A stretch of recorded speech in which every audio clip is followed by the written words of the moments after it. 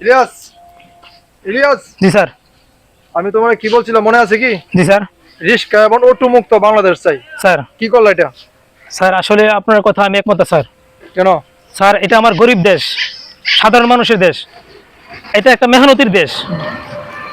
এই দেশের auto rickshaw van দিয়ে আমাদের জীবিকা নির্বাহ করে।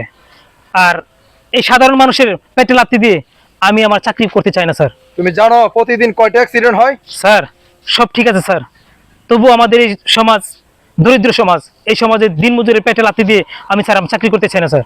সব এ কথাও তোমার মুখ দিয়ে মানা নাই। স্যার, প্রতিদিন অ্যাক্সিডেন্ট হয়, দুর্ঘটনা, মাথা আমার হেনে যাচ্ছে সব অ্যাক্সিডেন্ট। রিস্কা অটো বাংলাদেশ আমি সরাতে চাই। আমি জানি স্যার, আমি জানি জানি আপনি আমাকে এই কথা বলবেন।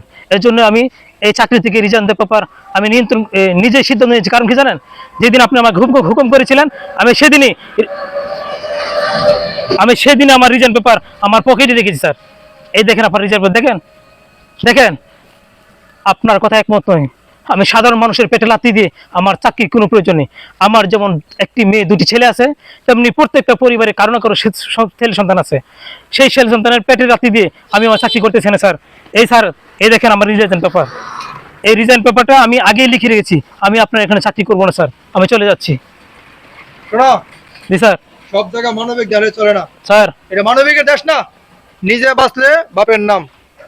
আমার চাকরি ঠেকাতে গেলে আমি তোমাকে আউট করতে পারবো, কিন্তু ভাই আমার তো মনে হয় আমি তোমার কাছে হেরে গেলাম।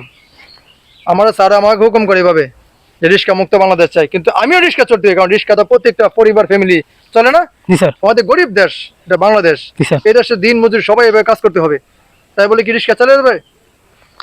চাকরি আমিও করবো না, প্রয়োজনে আমিও এখানে চলে যাবো। স্যার, চলো। স্যার কি বলেন স্যার? হ্যাঁ, আমার রিজাইন পেপার? হ্যাঁ, আপনি তো চিনে ফেললাম। আমরা এখানে থাকি, আমি নিজেও করবো না। তাই নাকি? হ্যাঁ, অবশ্যই। ঠিক আছে স্যার। Okay sir. ওকে।